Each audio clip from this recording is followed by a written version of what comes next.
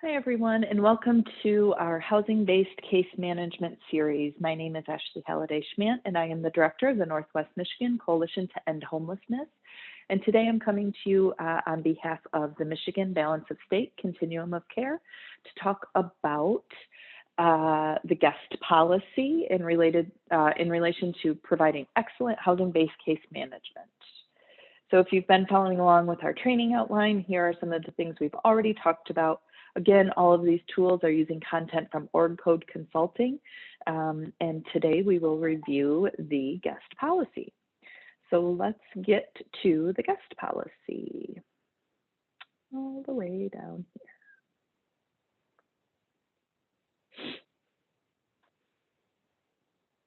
So the personal guest policy is a truly impactful and important tool in providing excellent housing-based case management services to people formerly experiencing homelessness. I'll say in personal experience through the work that we've done in Northwest Michigan, one of the biggest reasons that people get evicted from housing is related to guest issues. People experiencing homelessness and who have long histories of street homelessness become really embedded in street culture and have likely burned a lot of bridges in their personal lives, have strained relationships, and have not a lot of contacts outside of the other people experiencing homelessness. So usually when we house one person, 5 other people experiencing homelessness come along with them.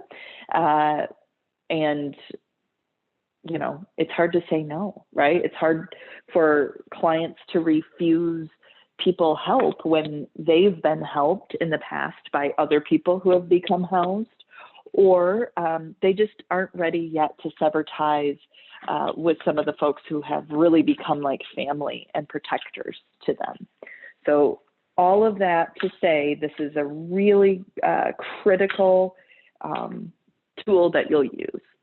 So this idea should be introduced during the housing search, discussed during move-in, and completed during the first 2 home visits.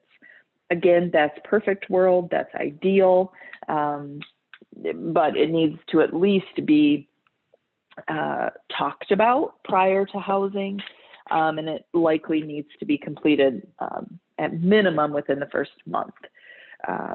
It's ideal to be intended to help the client define who can visit, when, and who is responsible for the actions of the guests. So a lot of times we've had folks with guest issues say, you know, maybe they had people over, the people were disruptive, they got a lease violation and were at risk of getting evicted. And the client or the tenant would say, well, it wasn't me, it was so-and-so. And they really had no grounding in the idea that if you invite someone into your home, you are responsible for the actions of that person in your rental unit. So it's just another opportunity to say things like that and to coach around that. Questions to inform the guest policy. So in a second here, I will zoom in on this and we'll talk about how to actually complete it. But questions you want to talk about when providing coaching around guest policy. What time of day do you want to allow guests or not allow guests?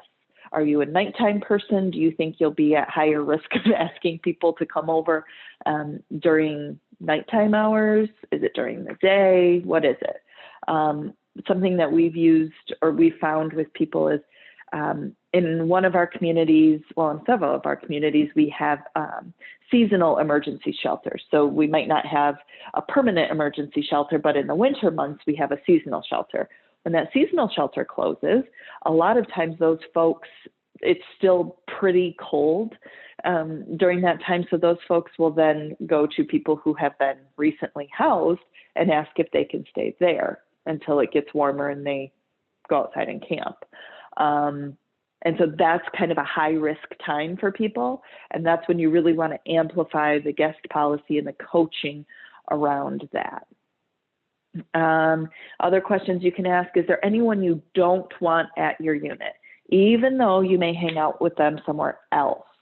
So that's another way to spin it. So maybe this person you are still going to be acquainted with, you still want them in your life, but you know that they can't come to this unit. Where are some other places that you can identify, if you still want them in your life, that you can hang out with them and not affect your housing?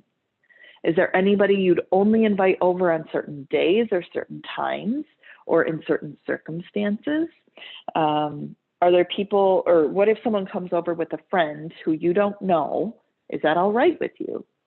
Remembering that the behavior of the people within your unit, you're ultimately responsible for.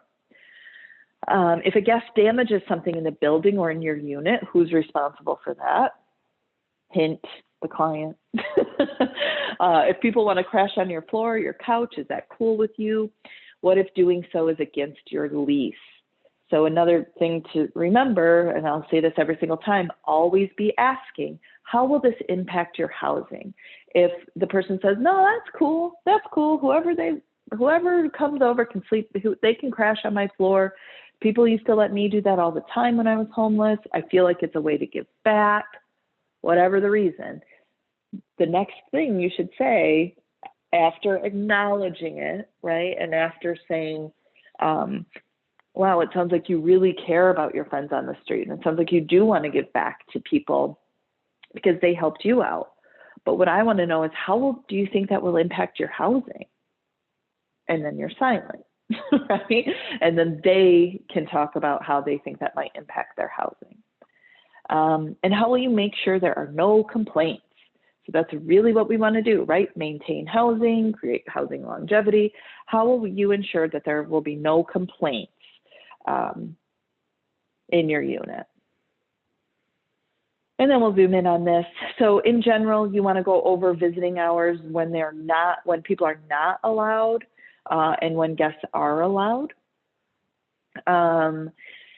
You don't have to list like every single person who is allowed to visit, but you should probably identify with folks who is never allowed to visit, or who has, times when the person is not allowed in their property. This is a really huge opportunity to do some of that home building or like home making, and to help the client create that sense of like ownership, that this is their place.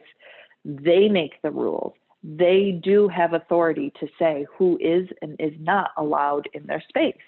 When people are coming from long histories of being homeless, it's a little bit different, right? Especially people who are living rough and who are sleeping outside. There's not a lot of boundary setting because there just can't be. There are no physical boundaries around them when they're sleeping outside. Kind of the same thing in shelter settings. You're in a congregate space.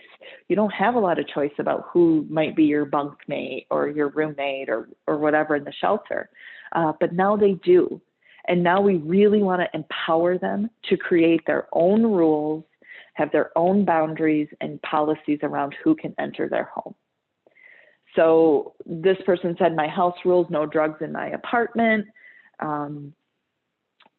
Don't bring people over that I don't know.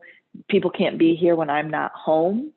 That's another big one to talk about. What if people show up and you're not there?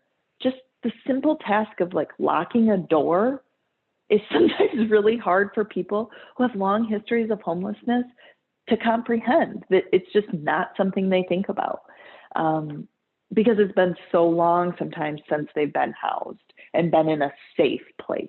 So that's something you might want to bring up also. And then what are we going to do when or if someone breaks the rules, if you get a lease violation because of it? Are you going to call us? Are you going to call the landlord? What are you going to speak to your neighbors? What are some things that you can do to ensure the safety there? And then this is why a guest policy might be important. And this one, it sometimes takes people a while to come up with. This person had a good answer. It's an example, right? But this person said, last time I got evicted was because Eric was shooting up in my bathroom when the cops showed up. So I'll say that has also been a scenario that's happened in our case management experience. We had someone actually overdose in someone's apartment. The client themselves, I don't believe, well, they could have been using, but they weren't the one that overdosed. It's actually a young person overdosed in their apartment. It was a huge scene, and the person got kicked out because of it. And had they just not allowed people, they didn't even really know the person who did it. So it was kind of a free-for-all in that person's unit. And it became known as a safe place for folks in the community. Well, not safe, but a place to use drugs. And that's not what we want. We want people to create boundaries and safety within their unit. So that is the quick and dirty version of the guest policy. But I will say it's an incredibly important tool, especially when you're working with folks who have been homeless for a long time and are pretty embedded in the street or homeless community. We really want to think about effective ways to empower them to create ownership of their unit. So that is a guest policy. Thank you guys for listening, and we'll see you on our next training. Thanks so much.